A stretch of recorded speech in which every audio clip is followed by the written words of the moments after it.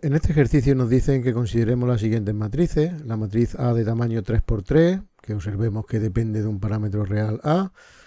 La matriz B de tamaño 1×3 y la matriz C de tamaño también 1×3. Y a partir de ahí pues nos piden varios apartados con ella. Bueno, pues para resolverlo vamos a empezar con el apartado A. Nos piden que obtengamos los valores de A, del parámetro A, para que la matriz A tenga inversa.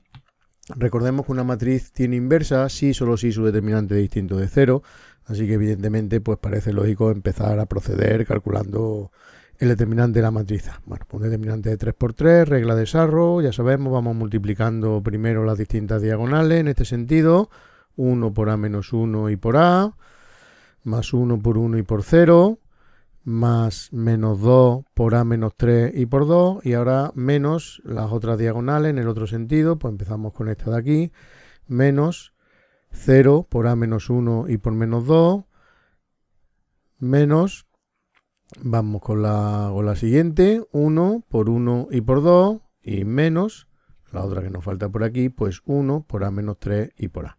Bueno, pues realizamos esas operaciones, nos queda esta expresión, es un polinomio de grado 2 en la variable A, pero bueno, observemos que A cuadrado menos A cuadrado, pues se simplifica, agrupamos y nos queda menos 2A más 10. Por tanto, el determinante de la matriz A vale menos 2A más 10. Bueno, pues veamos cuándo vale 0. Evidentemente ese determinante vale 0, si solo si menos 2A más 10 vale 0, o lo que es lo mismo que A vale 5. Pues la conclusión es clara. Cuando A vale 5, el determinante vale 0, para el resto de valores de A el determinante no vale 0, así que la matriz A tiene inversa siempre que A sea distinto de 5. Bueno, vamos con el apartado B. Nos dice que para A igual a 1 tenemos que resolver esta ecuación matricial, donde intervienen la matriz A, B y C y la matriz X que nos piden calcular. Evidentemente, cuando A vale 1, acabamos de ver en el apartado A que la matriz A tiene inversa, o sea que si lo necesitamos para resolver esta ecuación podemos utilizar que la matriz A tiene inversa. Bueno, pues para ello vamos a trabajar un poquito con estas dos expresiones. Tenemos una matriz que es X por A menos B igual a otra matriz que es C por A. Pues entre comillas lo que queremos evidentemente es despejar la X realizando operaciones válidas con matrices. Bueno, pues lo que primero que vamos a hacer es en ambos miembros de esta igualdad pues sumar la matriz B. Así que sumamos la matriz B tanto en la expresión de la izquierda como en la expresión de la derecha, así que nos queda la matriz B menos la matriz B, que eso sabemos que es lo mismo que la matriz nula.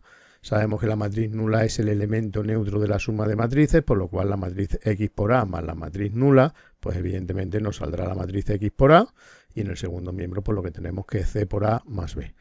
Bueno, observemos que tenemos ahora estas dos matrices que son iguales, X por A igual a C por A más B, pues lo que vamos a hacer en ambos miembros de esta igualdad, multiplicar por la derecha. Sabemos que el producto de matrices no es conmutativo, así que en ambos miembros hay que multiplicar en el mismo orden. Pues vamos a multiplicar ambas expresiones por la derecha por la matriz inversa de A. Bueno, pues nos queda en la izquierda X por A y por la inversa de A, y en el miembro de la derecha pues C por A más B, que es lo que teníamos, multiplicado por la inversa de A. Sabemos por definición de matriz inversa que el producto de una matriz por su inversa es la matriz identidad. Así que eso es X por la matriz identidad, y sabemos además que la matriz identidad es el elemento neutro del producto de matrices, así que X por la matriz identidad no es más que la matriz X. Por lo tanto, ya hemos llegado a la conclusión que queríamos, y es que la matriz X no es más que C por A más B, todo multiplicado por la inversa de A.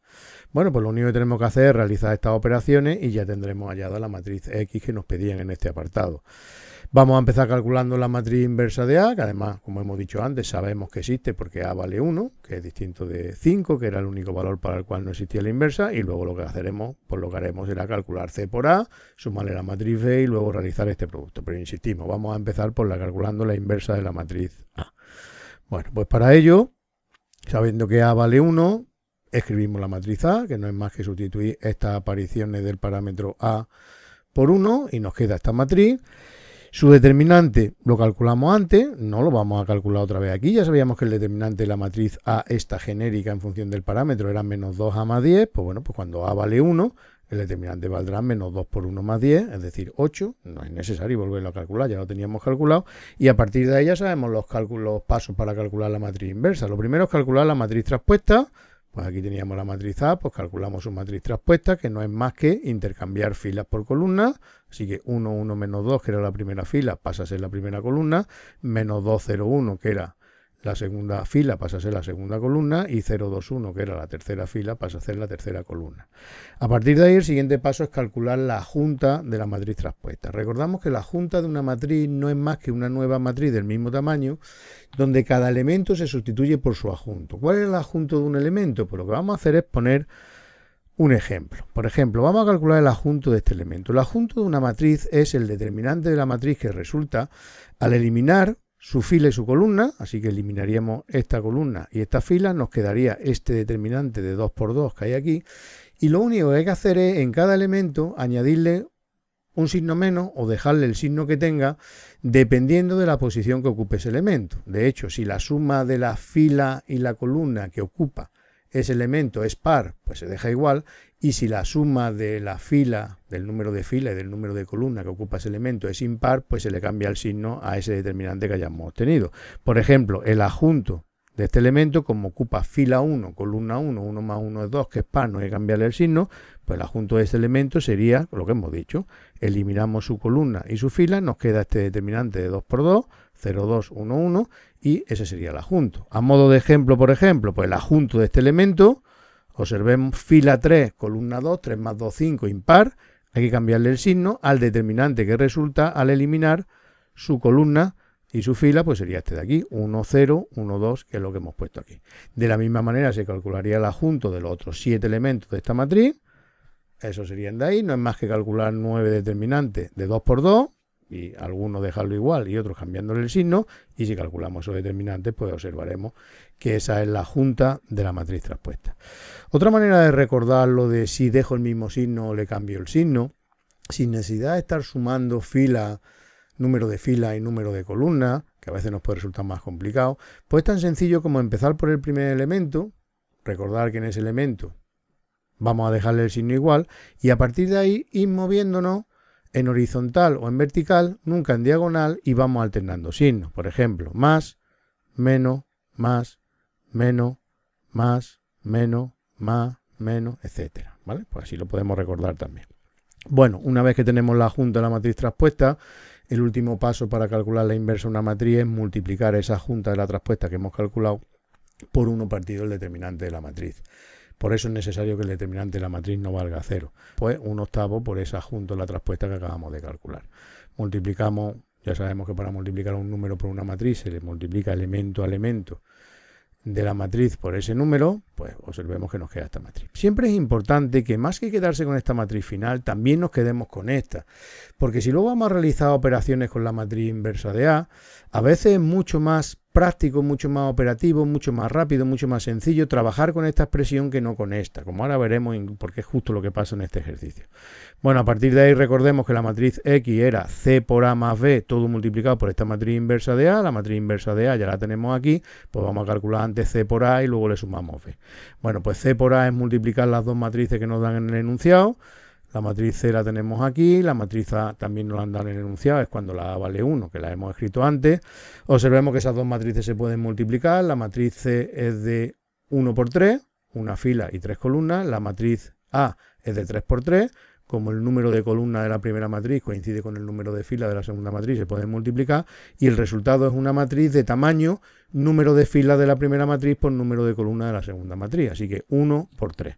Bueno, ¿cómo se obtiene cada uno de esos elementos? Pues multiplicando elemento a elemento los elementos de cada fila de la primera matriz por los elementos de cada una de las columnas de la segunda matriz, sumando los resultados. Así que el primer elemento sería, pues primera fila, la única que hay, por la primera columna, menos 2 por 1, más 1 por menos 2, más 4 por 0, pues eso da menos 4. El segundo elemento sería primera fila, única fila que hay, por la segunda columna, menos 2 por 1, más 1 por 0, más 4 por 2, 6, y lo mismo con el tercer elemento. Así que ahí tenemos C por A. Bueno, de la misma manera, a C por A hay que sumarle la matriz B, la matriz C por A la acabamos de calcular aquí, la matriz B la tenemos en el enunciado. Dos matrices se pueden sumar si tienen el mismo tamaño, es decir, el mismo número de filas y de columnas en cada una de ellas, y además el resultado es una matriz de justo ese mismo tamaño. Bueno, observemos que estas dos matrices son del mismo tamaño y se obtiene evidentemente su suma pues sumando elemento a elemento. menos 4 menos 1, 6 más 3 y 9 más 2, pues ahí tenemos resultados, menos 5, 9, 11. Bueno, pues ya tenemos todas estas matrices que necesitamos aquí, C por A más B tenemos aquí el resultado, la inversa de A también tenemos aquí arriba el resultado. Observemos, vamos a escribir lo que es más operativo utilizar esto, veréis por qué. Tenemos que multiplicar esta matriz por la matriz inversa. Si utilizáramos esta expresión, íbamos a tener que estar multiplicando estos elementos por estos elementos de aquí, número fraccionario, ¿vale? Algo más complicado de multiplicar, pues es mucho más sencillo dejarlo en esta expresión, porque además sabemos que, aunque el producto de matrices no es conmutativo, sí conmuta con el producto por un escalar, así que este 1/8 lo podemos poner delante, multiplicar primero estas dos matrices, que es mucho más sencillo que multiplicar esta matriz por esta matriz, y ahora multiplicamos estas dos matrices y luego lo multiplicamos por 1/8. Bueno, pues multiplicamos esas dos matrices, siguiendo la misma tónica que hemos explicado aquí para el producto de matrices, y luego lo multiplicamos por 1/8, que no es más que dividir cada uno de estos tres elementos por 8, pues nos queda esa matriz, que es la matriz X que nos pedían en este apartado. Y por último, en el apartado C, nos piden que determinemos razonadamente la dimensión que tiene que tener una matriz D, que aparece aquí, para que podamos realizar esta operación que aparece aquí. Bueno, hemos visto que en esta expresión que hay aquí, B por A más D por C traspuesta y por B, pues aparecen varias matrices, aparecen varias operaciones, aparecen productos de matrices y suma de matrices. Ya hemos recordado en el apartado anterior cuáles son las condiciones que tienen que tener los tamaños de dos matrices para que se puedan multiplicar y se puedan sumar, pero vamos a recordarlo de nuevo y así nos vamos a nuestro ejercicio práctico. Bueno, pues si tenemos dos matrices P y Q cualquiera, la matriz P de tamaño M por N y la matriz Q de tamaño R por S, y las queremos multiplicar, pues lo que hemos dicho antes, para que dos matrices se puedan multiplicar, el número de columnas de la primera matriz tiene que coincidir con el número de filas de la segunda matriz, así que N tiene que ser igual a R. Y además el resultado de la matriz producto no es más que el número de filas de la primera matriz por el número de columnas de la segunda matriz, es decir, M por S. De la misma manera, si queremos sumar dos matrices, P y Q, de tamaño M por N y R por S respectivamente, pues lo que se tiene que cumplir es que sean del mismo tamaño, tengan el mismo número de filas las dos y el mismo número de columnas las dos, es decir, que M sea igual a R y que N sea igual a S, y el resultado de esa matriz suma sería una matriz justo de ese mismo tamaño, el mismo número de filas y el mismo número de columnas que tienen esas dos matrices. Bueno, pues nos centramos ya en nuestro apartado, en nuestra expresión. Vamos a ir viéndola poco a poco. Lo primero que vamos a considerar es la matriz D, que es a la que le queremos calcular la dimensión. Pues vamos a pensar que es una dimensión M por N, y lo que vamos a hacer es cuánto tiene que valer ese M y ese N para que se pueda realizar esta operación. Para ello, pues vamos a poner el tamaño de cada una de estas matrices. La matriz B la tenemos aquí, es de tamaño 1 por 3. La matriz A la tenemos aquí, es de tamaño 3 por 3, la matriz D vamos a poner que es de un tamaño cualquiera, M por N, la matriz C traspuesta, pues si la matriz C es de una fila y tres columnas, pues la matriz C traspuesta será de 3 filas y una columna, y la matriz B, aquí la tenemos, una fila y 3 columnas. Pues ponemos la dimensión de cada una de esas matrices y empezamos a analizar cosas que se tienen que cumplir. Vamos a empezar con esta parte de aquí. Queremos que se pueda multiplicar la matriz D por C traspuesta, pues lo marcamos. Observemos que la matriz D es de tamaño M por N, la matriz C traspuesta de tamaño 3 por 1, pues como hemos dicho antes, para que estas dos matrices se puedan multiplicar, el número de columnas de la matriz D tiene que coincidir con el número de filas de la matriz C traspuesta, así que N tiene que ser igual a 3, y el resultado, el tamaño de la matriz resultado de esta operación, pues tendrá de tamaño M por 1. Bueno, pues seguimos. Ahora esta expresión, que sabemos que tiene tamaño M por 1, querríamos poder multiplicarla por la matriz B. Vemos que podemos porque el número de columnas de la primera matriz coincide con el número de filas de la segunda matriz y el tamaño resultante pues será M por 3. Bueno, pues eso es lo que vemos justo ahí. Se puede multiplicar porque coinciden esas dos expresiones y el tamaño del resultado es M por 3. Bueno, pues el tamaño de esta matriz es M por 3. Ya sabemos que se tenía que cumplir que N valía 3, bueno, pues a partir de ahí esa matriz tenemos que poder sumarla a la matriz B por A. Bueno, la matriz B es de tamaño 1 por 3, la matriz A es de tamaño 3 por 3, por tanto se pueden multiplicar porque este 3 coincide con este 3, el número de columnas de la primera matriz coincide con el número de filas de la segunda matriz y el resultado de esta matriz será tamaño 1 por 3. Pues justo lo que vemos ahí. Pues como nos falta poder sumar estas dos matrices, esta de tamaño 1 por 3, esta de tamaño M por 3, tienen que tener el mismo tamaño, el número de columnas coincide, el número de filas tiene que coincidir, así que m tiene que ser igual a 1. Bueno, pues la conclusión de este apartado, que la dimensión de la matriz D que permite realizar esta operación tiene que ser una matriz de una fila y 3 columnas, porque m vale 1 y n vale 3.